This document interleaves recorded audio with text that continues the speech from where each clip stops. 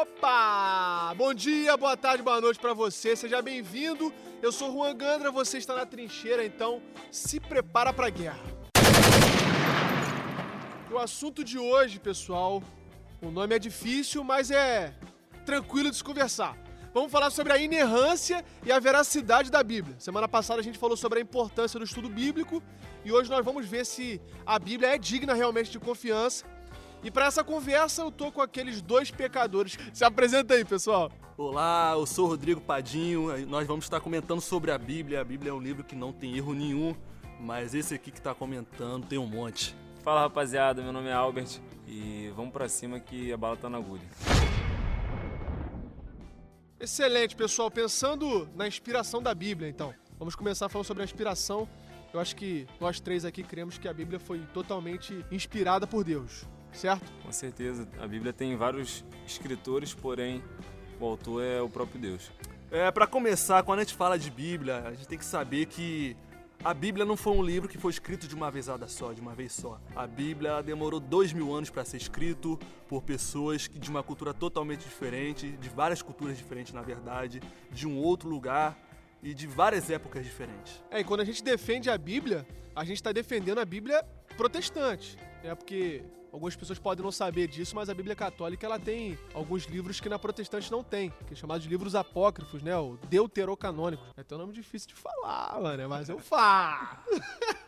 Mas tem o livro de Tobias, Macabeus, Sabedoria, né? E esses livros contêm alguns erros teológicos e é por isso que não foram canonizados, né? Por exemplo, o livro de Tobias tem falando sobre dar esmolas purifica pecados. Livra a alma da morte. Livra a alma da morte. Então isso vai contra o ensino do restante da Bíblia. Então, por esse motivo, foi ficar de fora esse livro. Também tem Macabeus, que ensina a oração pelos mortos, né? Esses livros apócrifos, na verdade, eles contêm doutrinas que não seguem concordância com o restante da Bíblia, né? Com o todo da Bíblia. Então, isso aí, a gente está defendendo a Bíblia protestante. E nessa Bíblia, sim, nós cremos que ela foi totalmente inspirada por Deus.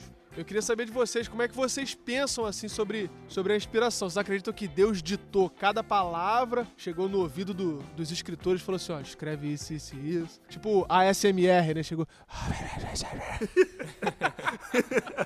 Não, Como é que vocês pensam isso aí? Deus chegou no ouvidinho do profeta e falou cada palavra que ele tinha que escrever, não foi não? Assim... Eu pensava assim, quando era criança, eu pensava assim. Acho que no início da fé, a Bíblia foi inspirada por Deus. Caraca, o cara ouviu Deus falando palavra por palavra e foi escrevendo, né? Sabe, hoje a gente sabe que não é. Mas hoje com mais maturidade a gente percebe que teve a inspiração, porém Deus não rejeitou o caráter humano de cada escritor. Então Deus usou as circunstâncias do escritor, o contexto histórico, geográfico, a cultura dele, para poder inspirar esses autores, esses escritores, na verdade, a fazer um compilado de livros que hoje a gente chama de Bíblia. E é interessante porque a Bíblia ela tem diversas formas de literatura. A gente encontra poesia, a gente encontra revelação, a gente encontra guerra, a gente encontra...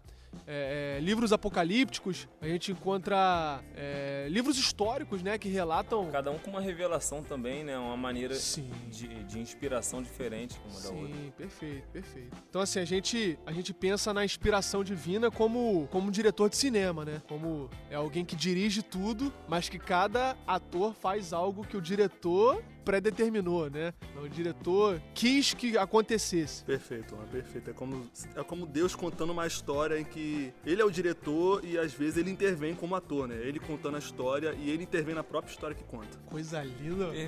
Perfeito. E o interessante é que quando Deus inspira, significa que cada palavra que tá lá também é a palavra dele, né? Como se ele estivesse falando através dos próprios autores, dos próprios escritores, como o Albert falou antes. Isso faz da Bíblia uma autoridade total em todos os assuntos que ela aborda. Certo, Rodrigo?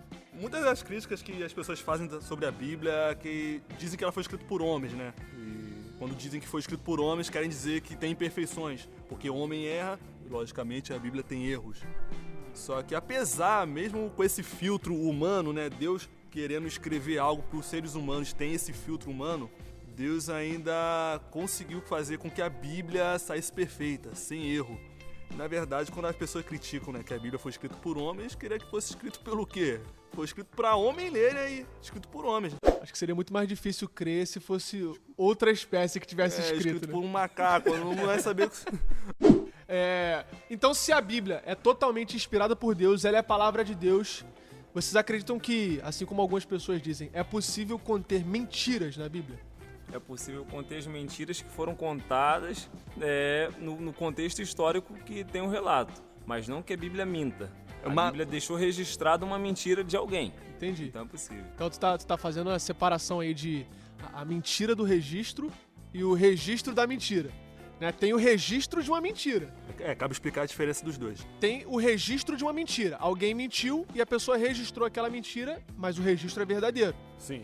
Mas quando eu falo da mentira do registro, é como se alguém tivesse escrito e aquele escrito fosse uma mentira. E isso não rola na Bíblia. Um registro mentiroso, né? Isso não rola. Até porque a Bíblia é bem clara quando diz que Deus não mente. É impossível para Deus mentir. Até porque se Deus mentisse, seria difícil a gente acreditar num Deus mentiroso, né? Seria ruim servir um Deus mentiroso se a gente não pode confiar nas próprias palavras do Deus que a gente serve. Não, olha só, no final a gente vai vencer. Aí, mas Deus mentiu lá atrás. Será que ele tá falando a verdade agora? Seria complicado pensar dessa forma. Foge até da própria essência de Deus, né? A ideia de Deus é um Deus perfeito, um Deus puro, santo, justo. Então, se é da própria essência dele, como que o livro dele vai conter tudo aquilo que ele não é? Eu queria saber de vocês também, cara, se fora da Bíblia existe algum argumento, alguma coisa que valide a própria Bíblia. Não que seja maior que a Bíblia, mas que dê veracidade, que dê... Embasamento. Embasamento, boa palavra. Que dê um embasamento para que a gente acredite na Bíblia. Alguém pode estar ouvindo a gente e falar assim, tá, mas eu não acredito na Bíblia. Então eu queria saber se fora da Bíblia, existe alguma coisa que convença a galera que está ouvindo a gente aí da importância dela. Algo histórico, científico, geográfico, enfim, alguma coisa que comprove a veracidade da Bíblia. Eu posso citar a arqueologia, né? Tem um canal no YouTube de um pastor famoso, o nome dele é Rodrigo Pereira da Silva, né? Isso. Que o canal, a especialidade dele é essa, a arqueologia bíblica, usando a arqueologia, a ciência da arqueologia para provar a Bíblia, né? Trazendo utensílios utilizados naquela época, os monumentos, escritos que comprovam que existiram pessoas que estão citados na Bíblia. A própria história também, dizendo sobre a história dos impérios, Império Romano, Império Grego, lugares geográficos que bate perfeitamente com o conteúdo bíblico. Bate perfeitamente aí com a narrativa de Daniel. Por exemplo, no livro de Daniel conta a história do Império Grego, Alexandre Grande. É claro que não cita nomes, porque o livro de Daniel foi escrito bem antes da existência do Império Grego, mas conta como através de símbolos, né? Como Alexandre Grande cresceu, se tornou imperador e como o império dele foi dividido. Pegando o gancho do Padim, assim, os autores, eles não tinham a preocupação de dar referências geográficas, históricas, não tinham a intenção de trazer cunhos científicos para os relatos bíblicos deles. Não era jornalismo, né? Não era jornalismo, não era um documentário. Então, assim, eles escreveram inspirados pelo Espírito Santo e deram várias informações de cunho histórico, geográfico, social, cultural, que serve de conteúdo apologético pra gente, pra própria defesa da Bíblia. Por exemplo, tem um teólogo, ele é arqueólogo também, Dr. Wiley, ele viajou para Israel e ele viu que todas as referências do livro de Atos, todas as referências geográficas são comprovadas na viagem que ele teve. Cada referência que o Dr. Lucas, escritor do livro de Atos, dá, serve perfeitamente como um guia turístico daquela região geográfica ali. Então já serve para autentificar o conteúdo bíblico. E sobre também a existência da pessoa de Jesus Cristo, né, que é a pessoa principal da Bíblia. Muitos ateus discutem sobre a existência de Deus, eles de fato não acreditam que Deus exista, mas a existência da pessoa de Jesus Cristo, o judeu que nasceu em Nazaré, que morreu na cruz, eles chegam à conclusão que essa pessoa existiu. E também tem historiadores fora da Bíblia, eu posso citar aqui Flávio Josefo, que eu lembro aqui na minha cabeça agora, que comenta sobre Jesus. É interessante que Josefo, ele nunca se converteu ao cristianismo, mas ele diz no livro História dos Hebreus que existiu um homem chamado Jesus de Nazaré, que viveu no povo, fez muitos milagres e ressuscitou, né? Ele cita isso no livro de Hebreus, que ele foi visto depois de morto, ou seja, ressurreto por diversas testemunhas. E isso traz muita veracidade, igual o Rodrigo falou, para a existência terrena de Jesus, né? Não era simplesmente aí um uma divindade que algumas pessoas viram. Mas não, viveu realmente, né? Pôncio Pilatos é um cara que foi comprovada a existência dele porque acharam uma placa do túmulo dele, cara. Escrito Pilatos mesmo, né? Um pedaço da placa escrito Pilatos. Isso comprova, isso testifica que a Bíblia realmente está certa sobre tudo que ela relata. Não teve, até o momento, nenhum historiador, nenhum arqueólogo que conseguiu refutar a precisão histórica da Bíblia. E o interessante é que, em alguns evangelhos, falam que, Jesus curou 2 cegos. Aí o outro fala, não, Jesus curou 1 cego. Vocês acham que isso anula a narrativa de um ou de outro? Você acha que isso pode ser considerado um erro ou não? Muito pelo contrário, Juan. Quando você tem um crime, por exemplo, trazendo aqui um exemplo, e você pega o depoimento de várias testemunhas, o depoimento dessas várias testemunhas for exatamente igual, na verdade, você vai suspeitar. Aconteceu um crime, você tem testemunhas de vários pontos diferentes, de vários lugares diferentes. E cada pessoa que viu esse crime está falando a mesma coisa. Você vai concluir que houve um certo complô. Sim, parece uma manipulação, né? Uma conspiração, né? Mas quando você vê que nos quadros evangélicos que você estava citando, tem esses pontos de vista diferentes. Sim. Eu acredito que dá mais veracidade. Sim, sem dúvida. E o interessante é que a galera que tenta anular o evangelho por conta disso, a verdade é que a história está sendo contada e o contexto continua sendo o mesmo. Não importa se foi 2 cegos ou 1 cego.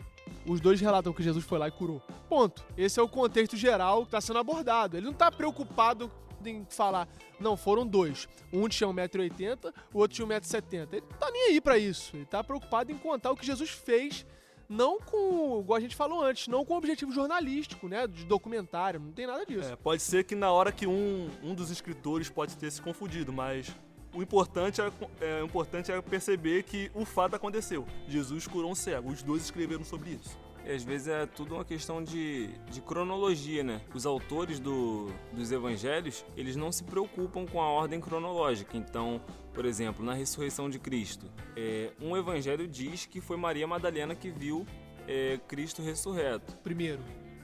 Viu primeiro, né? Viu primeiro. Maria Madalena viu primeiro. E um outro evangelho já mostra que foi Pedro e João que viram Jesus ressurreto. Então, quem viu primeiro Jesus ressurreto? Então, quer dizer, a gente sabe, fazendo um estudo minucioso, que foi Maria Madalena. Porém, os evangelhos, eles são distintos e não se preocupam com a ordem cronológica. Sim, o fato é, Jesus ressuscitou. Essa mensagem continua sendo a realidade de todos os evangelhos. Não tem um evangelho que não fala sobre isso. E falando sobre escrito, falando sobre evangelhos, falando sobre a veracidade, talvez a galera não saiba, mas a gente não possui mais os manuscritos originais da Bíblia, né? O manuscrito que Paulo realmente escreveu. O que a gente tem são cópias das cópias. Agora, por que a gente, mesmo sabendo que são cópias de cópias, a gente acredita ainda assim que aquilo lá é verdade? Porque a gente entende que o conteúdo que é dito ali, além de não ser refutado por nenhum historiador, arqueólogo e nem nenhum outro teólogo, tem embasamento em outras obras. Por exemplo, Ilíadas de Homero não tem nenhum escrito original. Porém, a gente sabe que o autor foi de fato Homero e a gente entende que o conteúdo, apesar de não ser verdadeiro porque é simplesmente uma história, né? uma ficção, a gente entende a autoria do livro e o conteúdo que foi produzido por Homero. A Bíblia é da mesma forma, a gente não tem os originais, mas a gente entende que de fato foram aqueles autores e o conteúdo ali também não é refutado. Talvez a galera não saiba, né? Mas a forma que foi feito a análise para saber se realmente foi Paulo que escreveu, se realmente foram os autores que se dizem escritores, né? Os caras pegaram diversas cópias que acharam lá e eles compararam as cópias e viram no que as coisas batiam, que eram perfeitamente cópias autênticas, né? E até o povo judeu é considerado o povo do livro, né? A galera que tinha muito cuidado, muita cautela na hora de fazer cópias, na hora de transcrever alguma coisa. Eles levavam muito a sério isso. Não é igual os dias de hoje que a gente vai pegar aqui e vai copiar uma mensagem do WhatsApp. Não é isso. Que vai aparecer no máximo lá em cima encaminhado. Não tem nada a ver. É uma parada que eles levavam a sério, que isso é comprovado aí mundialmente. A maioria dos arqueólogos que vão estudar, que vão analisar literatura da época vai saber que o povo judeu tinha essa cautela na hora de fazer essas transcrições. A gente pode pensar da seguinte forma: se eu tenho aqui a cópia da Constituição Brasileira, Constituição de 88, e ela pega fogo aqui, a original, ela pega fogo, queimou, perdi o original. A gente vai pegar aí diversas cópias da Constituição e a gente vai comparar o que uma bate com a outra. Elas estão perfeitamente iguais? Quantas cópias tem exatamente iguais? Dezenas, milhares. Beleza, então a gente pode chegar à conclusão de que essa cópia aí são cópias autênticas. E pensando nessa forma, pensando na autenticidade dessas cópias, pensando na veracidade da Bíblia, a gente pode chegar à conclusão de que a Bíblia não contém verdade. Ela é a própria verdade revelada, né, cara? Até porque se a Bíblia mentisse, como eu já disse, seria difícil acreditar nesse Deus aí que, no capítulo 22 de Apocalipse, é uma terra que não vai ter dor, uma terra que não vai ter... No livro de Apocalipse inteiro, né? Que não vai ter dor, não vai ter choro, não vai ter lágrima, sofrimento. Então, se na Bíblia contivesse mentiras, a gente não teria aí uma convicção no Deus que a gente serve. Seria difícil acreditar num Deus que mente quando você tem várias pessoas morrendo por causa de uma verdade, né? Várias pessoas morrendo porque acreditam fielmente que um fato aconteceu. A maioria dos discípulos aí foram mártires, né? Eles preferiram morrer do que negar que... Não, tem os discípulos, muitos dos pais da igreja, e crentes até hoje, sim, que morrem. Então, para poder finalizar então, pessoal, vocês acreditam que a gente tem que obedecer literalmente cada palavra da Bíblia, né? Ou vocês acham que é necessário hoje uma interpretação para os dias de hoje, uma contextualização da Bíblia?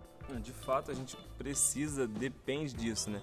Com certeza se torna necessário, porque, como eu falei no começo, a Bíblia foi um livro escrito por um tempo bem distante do nosso. Quando, por exemplo, Moisés escreveu o Pentateuco, ele não estava pensando que ia chegar até a nossa época. Ou quando Paulo estava escrevendo as cartas para os crentes, ele estava pensando que ia escrever só para as igrejas dele, certo? Quando ele escreveu a carta aos Coríntios, ele estava pensando que o alvo dele ia ser só a igreja de Corinto. Não estava pensando que o alvo ia ser Rodrigo Padinho ou Juan Gandra. E é por isso que a gente tem que contextualizar, porque está um tempo muito distante do nosso, é um salto temporal enorme. E sem falar que também foi escrito por pessoas de culturas diferentes, do outro lado do mundo, com uma visão de mundo até um pouco diferente da nossa. Sem contar que tem alegorias também lá na Bíblia que, se a gente for levar ao pé da letra, parábolas, por exemplo, que a gente não pode levar ao pé da letra. A gente tem que pegar o que está sendo ensinado ali. Senão vai ter gente arrancando o olho, arrancando o braço. Afinal, se o olho faz pecar, tá arrancando o olho, arrancando o braço. As pessoas iam dizer que a nossa Santa Ceia é um canibalismo, né? Exatamente. Comer a carne de Cristo. Comendo a carne. Na verdade, a gente foi acusado várias vezes, né? A igreja primitiva foi acusada de canibalismo por conta da Santa Ceia. Verdade. Mas a Bíblia sempre precisa ser contextualizada. Até porque existe um abismo temporal,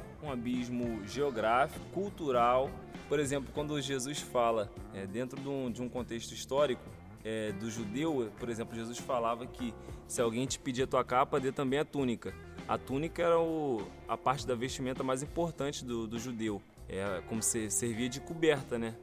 Então, se a pessoa ficar sem aquela túnica ali, provavelmente ela teria dificuldade à noite na hora de dormir. Ela passaria frio. Então ela dava para o credor dela a túnica e quando chegava a noite, ela pegava de volta, dizendo assim, durante o dia minha túnica ficou contigo porque eu lembro que eu te devo, mas daqui a pouco eu te pago. Então à noite, ela para se cobrir, ela pegava de volta a túnica. Então tem um contexto histórico aí. Jesus fala também de se alguém te chamar para andar 1 milha, ande com ele 2. Quer dizer, um soldado romano ele tinha autoridade para convocar qualquer cidadão a andar pelo menos 1 milha e carregando algum peso para ajudar o soldado romano. Então Jesus fala, se o soldado romano te chamar para caminhar 1, vai com ele 2. Então Jesus está ensinando aí a ética cristã e como um cristão deve se portar. No caso, ele sempre fala de exceder a justiça dos fariseus. Então é isso, pessoal. A gente acredita que a Bíblia é 100% verdade, que tudo que está escrito nela lá é verdade, que ela é realmente inspirada por Deus, que ela não erra, mas que, apesar disso, a gente precisa fazer aí uma interpretação para os nossos dias, até porque, igual os meninos falaram aqui, existe um abismo gigantesco aí, histórico, que a gente precisa se contextualizar, né? Tem coisas que ficaram ultrapassadas, é lógico que tem ensinos ali de Paulo que servem tranquilamente para o nosso dia de hoje, não precisa, não, isso aqui é cultural. Não, são ensinos que são claramente culturais, aí sim a gente faz uma interpretação para os nossos dias. Agora, o homem, o cara que quer ser pastor, né, quer ser presbítero, ele precisa ser marido de uma só mulher. Isso aí eu não preciso interpretar. Isso aí serve claramente pro dia de hoje, né? Ele tem que saber governar bem sua casa, manejar bem a palavra. Pô, isso aí são doutrinas que servem pro nosso dia de hoje tranquilamente. Então, assim, para poder resumir o nosso podcast de hoje aí, queria que vocês dessem um resumo aí, em uma frase aí, de tudo que a gente tratou hoje. A Bíblia, ela precisa ser garimpada. Dentro de tudo isso que a gente falou, a gente consegue perceber que a Bíblia ela precisa ser interpretada por conta de uma série de fatores que impede a gente de ter uma compreensão clara da Bíblia, que a gente já falou diversas vezes aqui. E uma das principais coisas que a gente precisa ter na hora de ler a Bíblia é a interpretação, porque cada livro e cada carta escrita na Bíblia não foi direcionada para mim, não foi direcionada para o Padinho, para o Juan, foi escrita para uma outra pessoa, para um outro público. Com outro objetivo. Com outro objetivo. Então, a gente vai sempre interpretar para entender como que se aplica nos dias de hoje na nossa vida. É um desafio enorme. E eu concordo, gostei do que você falou, que a Bíblia precisa ser garimpada. Tem aquela passagem que é o maior mandamento, né? Amar a Deus de todo o seu coração, de toda a sua alma e também com o seu entendimento, certo? Tem algumas passagens da Bíblia que dá para entender. Você não precisa de um contexto, você entende ela sozinha. Por exemplo, posso citar aqui João 3,16. Porque Deus amou o mundo de tal maneira que deu seu Filho unigênito para que todo aquele que nele crê não pereça, mas tenha a vida eterna, certo? Você lê isso, você entende, mas tem algumas passagens que você tem que garimpar, você tem que se esforçar, tem que ver qual é o contexto, tem que procurar bater alguns outros versículos que batem com aquilo que você está lendo. Você tem que se esforçar, demanda de você um esforço intelectual. Eu acredito que isso é amar a Deus com o seu entendimento. Excelente. Para isso que o Rodrigo falou, e a gente tem diversas obras, diversas literaturas que podem auxiliar nesse sentido, né? Diversos comentários bíblicos, até outros pastores que já são mais estudados que você, que eu, que é interessante a gente parar para poder ouvir, porque esses caras têm um contexto aí, tanto da língua hebraica, da língua grega, que pode agregar pra caramba. Eu acho que a gente pode resumir esse podcast aí com a frase de Spurgeon, né? Que tava procurando o erro na Bíblia e todos os erros que ele encontrou foi nele mesmo. Então é basicamente isso. E para poder finalizar, a gente gostaria de vou deixar cada um indicar um livro aí pro pessoal. Um livro que trate dessa temática aí de inerrância, de veracidade, essa doutrina da Bíblia mesmo. Eu posso citar aqui um que eu tenho, o nome dele é Uma História Politicamente Incorreta da Bíblia, do Robert J. Hudson. Ele aborda sobre as críticas que a Bíblia sofre, né? Possíveis contradições, a falta de provas. E é um livro bastante interessante porque vai destrinchando essas críticas. Eu posso indicar o livro Entendes o que Leis, do Gordon Fee, que é um excelente livro a respeito da interpretação bíblica de vários livros, né? Que vai te ajudar muito a pegar vários ganchos e várias partes da Bíblia que são de difícil compreensão. Várias cartas também que ele traz o contexto, ensina de fato a gente ler a Bíblia de maneira certa. Um livro completo que vai ajudar muito a gente na leitura bíblica. Eu queria deixar o livro do Wayne Grudem, chamado Teologia Sistemática ao Alcance de Todos. Acho que, por um panorama geral aí do estudo bíblico, acho que é bastante válido. Trata sobre isso que a gente conversou hoje aqui, até um pouco mais aprofundado. E é isso, pessoal. Fiquem com Deus aí, até o próximo podcast. E é nóis. Valeu! Tamo junto!